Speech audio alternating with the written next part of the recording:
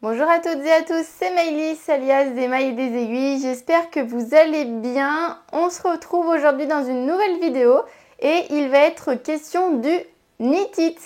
Donc le Knit-It c'était ce week-end, on est dimanche et j'y suis allée le samedi, donc c'était les 12 et 13 octobre 2024 si jamais vous regardez cette vidéo. Et dans quelques semaines, mois, c'est pour un petit peu recontextualiser. Je vais vous parler du festival en lui-même, ce qu'on a pu voir, ce qu'on a pu faire, etc. Et surtout de mes achats parce qu'ils sont juste à côté de moi et il y en a quelques-uns quand même. Donc voilà, je voulais faire une petite vidéo débrief parce que je sais que certaines et certains d'entre vous aiment bien et surtout parce que ça me permet de vous parler des achats et surtout des projets qui y sont associés. Le Knit-It Festival, c'est un festival du coup comme le nom l'indique de tricot, de couture également et d'alimentation, donc pour le côté eat, manger en anglais. Je ne sais pas combien d'éditions il y a eu, en tout cas moi je sais que depuis le lancement j'en ai loupé une seule.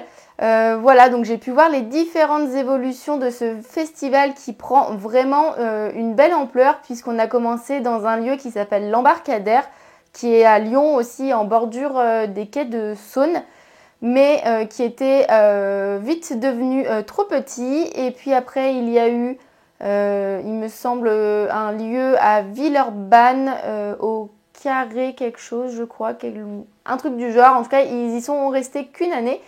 Et depuis, la nouveauté de cette année, c'est que le festival a déménagé dans un lieu qui s'appelle la Sucrière, qui est également en bordure des quais de Saône, pas très loin en tout cas dans le quartier de la Confluence. Donc c'est trop sympa. C'est un chouette quartier, en tout cas moi c'est un quartier que je connais plutôt bien parce que j'ai l'occasion de venir courir tous les midis quand je suis au travail à Lyon, dans ces coins-là. Donc c'est vrai que ça a un petit peu facilité l'orientation parce que j'avais déjà repéré puisque j'y passe, mais quand je vous dis tous les jours, voire c'est 1 à 2 fois par semaine où je cours devant sur ces quais-là, donc forcément j'étais un petit peu en terrain connu, mais ça n'empêche pas que ça n'avait pas la même saveur que quand j'y vais tous les jours parce que il y avait énormément de monde. Donc nous y sommes allés avec ma copine Justine. Je te fais un petit bisou si tu passes par là. On est parti de Belleville le samedi matin à 8h45, quelque chose par là. On a fait la route jusqu'à Lyon et on a été se garer sur le parking de mon boulot. Comme ça, au moins, on savait qu'on n'avait pas de problème avec la voiture. Et après, on a fait la route à pied, donc en longeant les quais du Rhône, ce coup-ci en empruntant le pont qui est juste, qui donne sur la Confluence.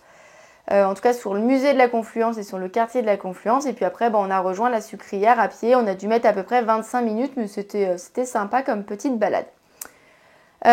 Du coup, donc le samedi matin, nous sommes arrivés à peu près aux alentours de 9h30 sur Lyon et sur le site du festival.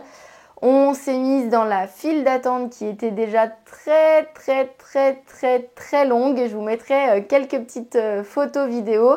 Et puis on a patienté, on a discuté avec d'autres personnes que Justine connaissait. J'ai croisé Silou M dans la file. Enfin voilà, bref, on a attendu. À 10h, le festival a ouvert ses portes et on a pu accéder peut-être au bout de 20-30 minutes d'attente au festival. Les allées étaient déjà bondées, mais on en avait discuté un petit peu avec Justine dans la voiture. On avait un plan d'attaque, donc du coup, on a été droit au but. On a tout de suite été sur le stand de Chacou qui était à l'autre bout de la grande salle du bas. Donc il a fallu traverser toutes les allées et surtout tous les stands sans y jeter trop de coups d'œil parce qu'on savait qu'on allait refaire un tour un petit peu plus poussé après. Mais je voulais absolument aller sur ce stand-là parce que je voulais essayer d'attraper un des kits de la chemise Maritza que Chacou, donc Charlotte, a fait en collaboration avec Atelier 27 avril. si je dis pas de bêtises. Donc du coup, c'est chose faite. Je sais qu'il n'y en avait que quelques petites quantités, donc voilà. J'ai eu le mien, je suis trop contente. Je vais vous le déballer parce qu'en plus, j'ai même pas vraiment pris le temps de le déballer depuis. Et hop, donc c'est bien fermé dans un petit coupon de coton. Et à l'intérieur, on y retrouve plusieurs choses. Hop, je vais tout bien mettre à plat. On y retrouve, dans un premier temps, le tissu, qui est un tissu avec une petite texture. En fait, c'est un tissu écru avec des fleurs, des bandes de fleurs dessus. Et je ne sais pas si vous voyez comme ça, sinon j'essaierai de vous mettre une petite incrustation vidéo, mais il est un petit peu texturé. Il a du relief, donc voilà, il est super sympa. Je l'ai vu porter sur le stand et j'ai vu aussi d'autres réalisations enfants qu'il y avait sur un petit mannequin. Franchement, j'ai trop hâte, j'aime trop ce tissu. C'est parfait pour les mi-saisons, je pense pour l'automne et pour le printemps. Une petite blouse qui du coup est la chemise Maritza. Donc j'ai le patron qui va avec en version pochette. C'est un patron qui va du 34 au 52, qui nécessite 2 mètres de tissu. Donc là, c'est ce qu'il y a dans ce coupon-là. Et 9 boutons d'un diamètre d'environ 1 cm, du thermocollant. Et puis voilà, c'est déjà pas mal. Donc, ils indiquent que c'est un niveau intermédiaire et qu'il faut à peu près 5 heures pour le réaliser. Donc on verra, je n'ai pas encore commencé comme vous pouvez le voir. J'ai déjà un patron de Shaku mais que je n'ai pas fait, donc je ne sais pas trop comment sont les explications. Je pourrais vous en parler quand j'aurai cousu la chemise. Et je vais vous montrer les petits boutons. Ah, il y a même une petite étiquette. Alors, les petits boutons. Ah, trop mignon. Ils sont ils sont un petit peu de toutes les couleurs. En fait, c'est des tout petits boutons. Je pense que je vous filmerai un petit close-up. Ça sera beaucoup plus simple parce que là, à la caméra, 1 cm, vous n'allez rien voir. Et il y a une petite étiquette en coton avec inscrit Shaku et 27 dessus pour la collaboration. Mais ce que je trouve sympa, c'est que même derrière les boutons, il y a le numéro 27. Donc, c'est trop mignon. Et devant, ils sont un petit peu de toutes les couleurs. Ça va reprendre les coloris du tissu. Donc, ça va être parfaitement assorti. Ce qui est parfait. Hop, je vais essayer de ne pas en perdre en route. Donc, en fait, si vous me connaissez, moi, j'adore tout ce qui est kit de couture. Vous savez que je suis abonnée au box de chez Majam. Parce que tout simplement, j'aime bien quand le tissu est bien assorti avec le patron. Et du coup, ça permet de tout avoir en un seul achat. La mercerie, le tissu, le patron. Au moins, on est sûr de ne pas se tromper. Et du coup, voilà, c'est pour ça que je voulais absolument avoir un de ces kits. Je suis repassée plus tard dans la matinée et même dans la journée. On est passé plusieurs fois devant ce stand-là. Et les kits avaient déjà disparu, donc on a bien fait de foncer une fois qu'on était arrivé au salon. Autre achat, mais du coup je vais continuer sur la lignée, pardon, j'ai fait tomber quelque chose. Hop, c'est le velours côtelé. Non, c'est pas un velours côtelé, c'est un velours milleray kaki. Donc ça, c'est un coupon de 2 mètres que j'ai acheté chez Ferry Factory Tissu. Et pourquoi je vous en parle tout de suite après cette blouse? Parce qu'en fait, je ne sais pas si vous avez vu, mais sur le patron de Shaku, elle porte un pantalon kaki en velours qui du coup est le modèle Jeanne, je crois. Et en fait, c'est celui que j'ai réalisé avec ce coupon-là parce que j'aime beaucoup l'association et parce que j'ai envie de me challenger un peu. Des blouses, des robes, j'en ai cousu un certain nombre maintenant. Donc, j'aimerais me coudre un pantalon. J'ai déjà cousu un pantalon de chez Majam d'ailleurs.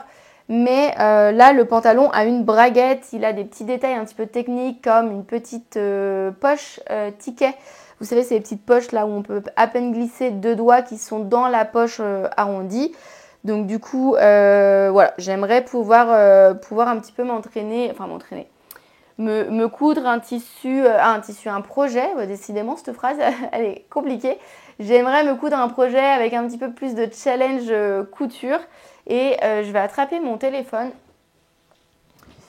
Comme ça, je vais pouvoir vous dire en regardant sur le site, parce que là, pour le coup, j'ai pas acheté le patron. Il y était hein, sur le stand. D'ailleurs, je vous ai dit que c'était le pantalon Jeanne, mais c'est pas le pantalon Jeanne, c'est le pantalon Jade, J-A-D-E, pardon. Je sais pas pourquoi j'ai confondu. Donc pareil, le pantalon, il va du 34 au 48 cette fois. Il est disponible donc sur le site au format PDF ou au format pochette. Il nécessite donc 2 mètres de tissu, un zip de 15 cm pour la braguette et un bouton également pour la braguette. Il a des petites poches plaquées sur les fesses et un empiècement au-dessus des fesses également. Et je ne vois pas le niveau de couture, niveau de difficulté avancé. Donc je pense qu'il est noté 3 étoiles sur 3 étoiles. Ce qui pour moi est pas mal parce que voilà, j'ai envie de me challenger. Et puis je trouve que c'est un bon basique que je vais pouvoir associer avec pas mal de choses. Donc voilà pour ce projet. Autre projet, alors attendez, je vais enlever les petites choses. J'ai acheté sur le stand de Sudoku, je crois. Oui, c'est une mercerie qui est basée à Annecy. Je vous remettrai de toute façon tous les liens en barre d'infos. Cette jolie viscose, qui est une viscose marron avec des petites fleurs écrues et le centre des fleurs est bleu canard. J'en ai pris 2 mètres et j'hésite entre me coudre la jupe feuillette de Cousette. Je vous aurais mis une petite illustration quelque part. Et me coudre un chemisier ou quelque chose, quelque chose un petit peu dans le style. Sachant que j'aime bien le principe d'avoir une jupe fluide, en tout cas un bas fluide. Et donc la jupe se prête pas mal à ce genre de projet. Mais je ne suis pas encore arrêtée sur le modèle, donc si jamais vous avez des idées quand je vous parle de ce projet-là et des patrons qui vous viennent à l'esprit, n'hésitez pas à me les mettre en commentaire, comme ça moi j'irai checker et j'irai voir si ça peut convenir ou pas. Mais je suis trop contente parce que franchement je n'étais pas forcément partie pour acheter de la viscose et en fait c'est un mini coup de cœur, donc en vrai je suis trop contente de pouvoir l'avoir dans mon stock.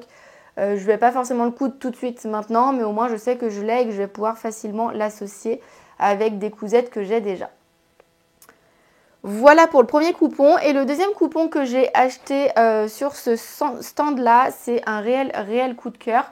Il s'agit d'une moumoute, comme vous pouvez le voir, une moumoute blanche, avec des broderies de petites fleurs qui sont violettes pour les pétales et marron camel pour le centre. J'en ai pris 1 mètre. Pourquoi? Et donc je pense que je n'ai même pas besoin de répondre à la question parce que tout le monde se doute que je vais tenter de me coudre un gilet de berger avec cette petite merveille. C'est vraiment, j'ai flashé dessus, enfin vous pourrez demander à Justine. On est passé une première fois, je l'ai repéré et quand on a fait notre deuxième tour, j'ai dit non mais c'est bon, je l'achète. Donc l'idée c'est me coudre un petit gilet de berger et je pense partir sur le gilet Anouk de Jolie Lab que j'aime beaucoup. Qui a pas mal de petites options disponibles pour pouvoir faire soit des épaulettes, soit des épaulettes avec des petits volants, des poches juste arrondies ou des poches qui vont jusqu'à la couture latérale. Et je crois qu'on a même la possibilité de choisir entre vous savez, les coins du gilet à l'intérieur qui fassent vraiment des coins carrés ou alors des coins arrondis.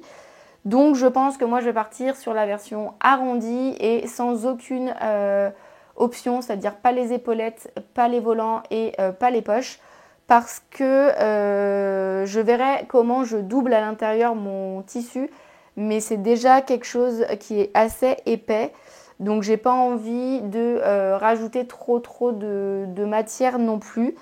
J'ai déjà une idée pour réaliser un deuxième gilet Anouk et je pense que sur celui-ci je rajouterai les petits détails.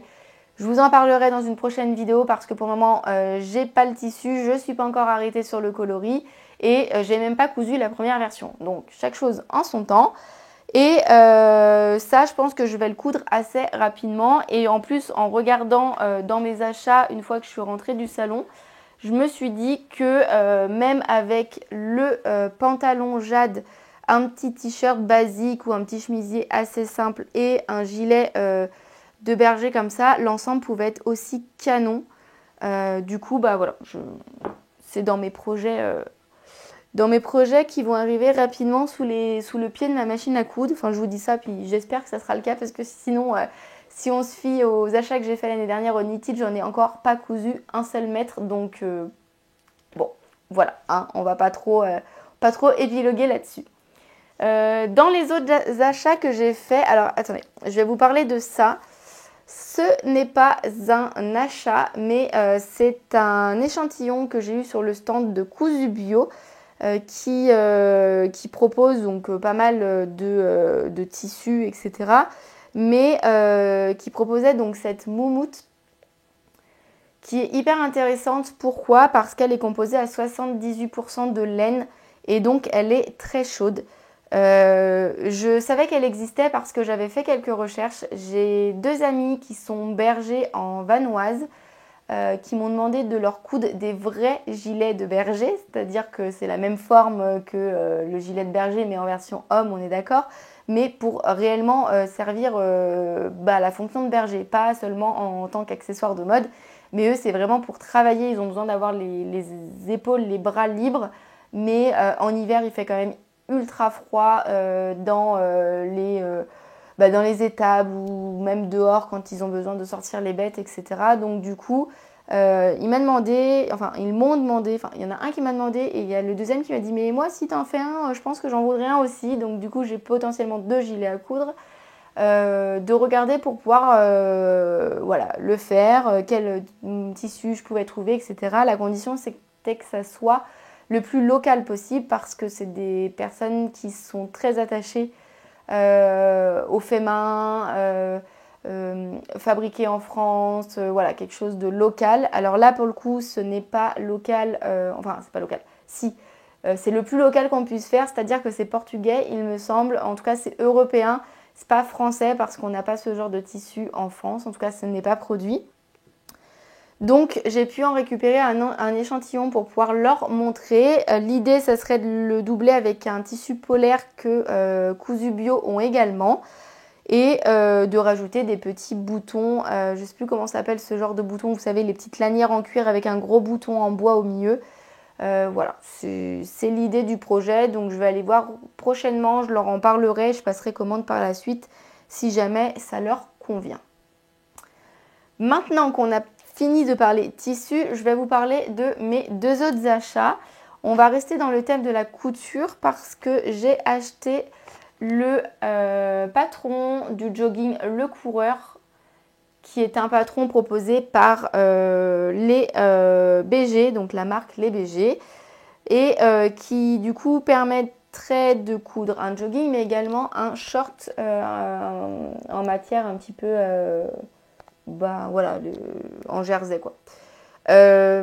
Pourquoi j'ai acheté ce patron? Parce que mon conjoint m'a demandé, parce que je me suis cousu le jogging Ayam Mowgli, du coup de Ayam Pattern l'année dernière, et il m'avait dit moi j'aimerais bien que tu me couses aussi un jogging parce que dans le commerce il trouve à rien. En effet, il fait ma taille, enfin en tout cas il est comme moi, il est dans le même cas que moi, il est plus petit que la stature. Là, la stature du patron, c'est 1m78, il doit faire 1m65 par là, donc il y a déjà 13 cm d'écart.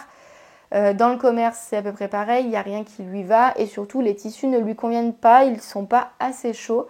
Et c'est vrai qu'en faisant un tour l'autre fois dans un magasin de sport, j'ai touché l'épaisseur des joggings et en fait, le jersey est ultra fin. Enfin, voilà, je suis pas en train de dire que c'est de la mauvaise qualité, je dis juste qu'au fil des temps, on a vu les tissus alors c'est pas se désépaissir, en tout cas l'épaisseur perdre vraiment en densité. Donc du coup, on va y remédier. Un patron, il faut que je trouve du tissu et je vais le coudre moi-même. Sachant que j'ai beaucoup échangé sur le stand avec l'un des créateurs qui avait participé à l'émission Cousu Main, d'ailleurs c'est rigolo. parce que j'ai recommencé cette série comme ça en fond quand je fais de la couture, donc c'était trop drôle de pouvoir le voir en vrai et de discuter avec lui. Et il m'a bien indiqué qu'il y avait les lignes allongées, raccourcir sur le patron pour que je puisse moi faire les modifications de stature. Donc c'est ce qui est parfait, je me prends pas la tête, je sais combien de centimètres faut que j'enlève, je modifie mon patron, après je coupe mes pièces et on n'en parle plus. Donc voilà en termes de couture, c'est un patron qui nécessite 1,50 m de jersey pour la version jogging, de la bande élastique. On peut aussi, en fait il y a plusieurs options proposées. On peut faire le bas des jambes avec un élastique, avec un ourlet classique ou avec un bord-côte. Et sur le jogging en lui-même, on peut soit faire une couture latérale classique, soit utiliser une bande de jersey contrastant pour donner un petit twist un petit peu au pantalon. Et donc on a besoin donc, éventuellement de cette bande de jersey si on veut rajouter l'option, du bord-côte si on veut cette finition-là, l'élastique pour la ceinture, ça bouge pas, et l'élastique pour les jambes si éventuellement on veut cette option-là aussi. Et j'oublie qu'il faut un cordon ou un lacet pour faire, vous savez, le lien qu'il y a au niveau de la taille et des œillets pour faire les trous pour que le lien puisse passer. Voilà au niveau de la couture. Et le dernier petit achat que j'ai fait, c'est un porte-aiguille aimanté qui est en forme de citrouille et qui est en bois, sur lequel il y a de gravé un petit paysage de ferme, on va dire. Il y a des arbres avec un écureuil, des rambardes, là, des clôtures, des petits sapins, un petit renard, le tout sur une citrouille. Donc ça, c'est quelque chose que j'ai acheté sur le stand de Renard endormi, qui est un stand que je découvrais totalement, avec des choses qui étaient absolument magnifiques. Il y avait des anneaux marqueurs, il y avait des marque-pages, il y avait d'autres porte-aiguilles aimantées, il y avait des porte-clés, je crois, il y avait des patrons de tricot, de chaussettes, enfin bon, il y avait plein de choses et son stand était absolument magnifique. Donc c'est une chouette découverte, je suis vraiment contente d'avoir pu échanger avec la créatrice. Et on y est même repassé 2 fois avec ma copine Justine, donc Justine et puis même Consuelo qui nous a rejoint par la suite l'après-midi. Donc voilà, chouette découverte.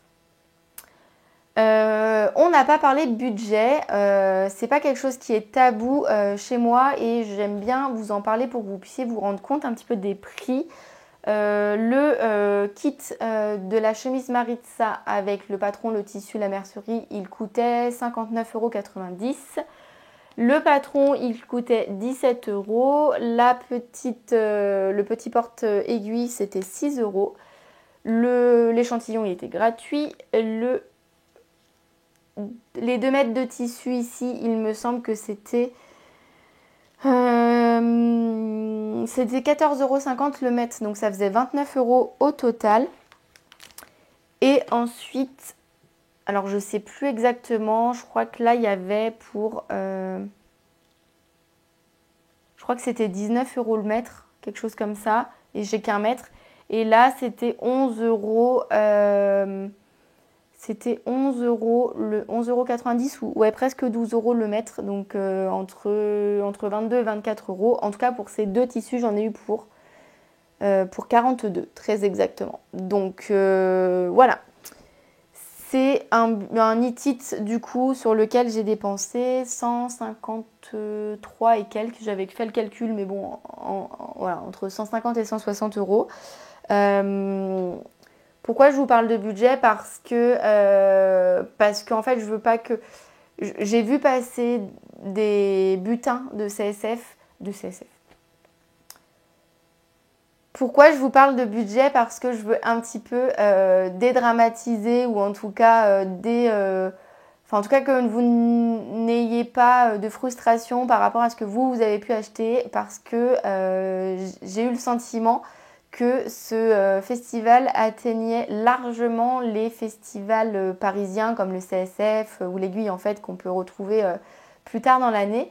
Et donc que voilà, quand on voyait la taille des sacs de certaines personnes, on s'est dit mais voilà, le budget est énorme.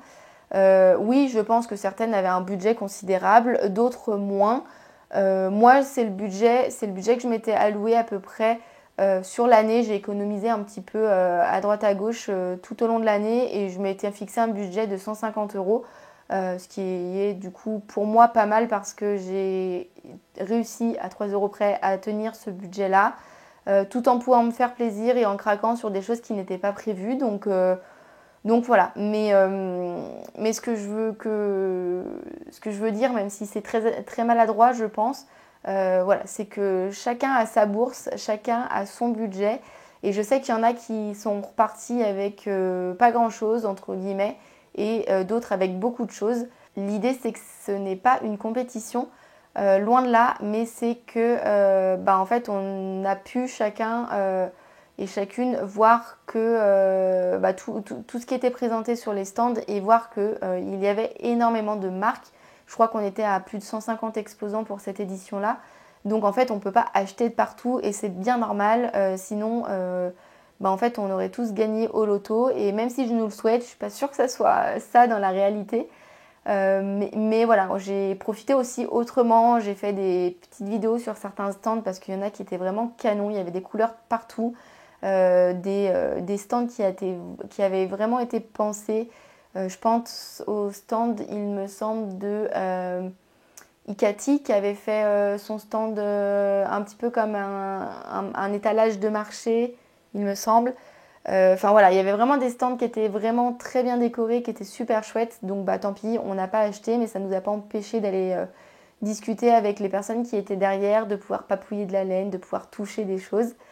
D'ailleurs, au sujet de la laine, vous voyez que je n'ai pas acheté de laine cette année encore.